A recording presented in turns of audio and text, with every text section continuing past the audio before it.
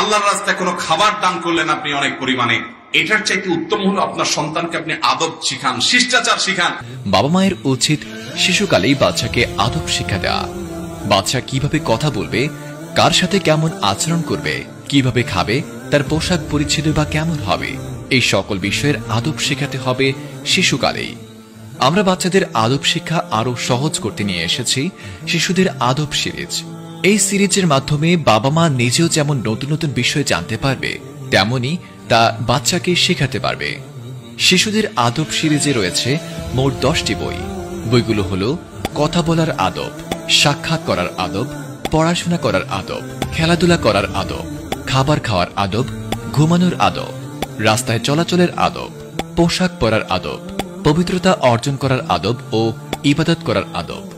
বইগুলোর নাম শুনে ইতিমধ্যেই আপনি জানতে পেরেছেন কি অসাধারণ সিরিজ এটি। প্রতিটি বই শিশুদের উপযোগী করে তৈরি করা হয়েছে। প্রতিটি পৃষ্ঠা করা হয়েছে কালারফুল, যেন বাচ্চারা দেখেই বইটি পড়তে আগ্রহী হয়ে ওঠে। বইগুলোতে হ্যান্ডেল যুক্ত করায় এটি আরো বেশি শিশু উপযোগী হয়ে উঠেছে। বাচ্চাকে ছোটবেলা থেকে আদব শিক্ষা দিন।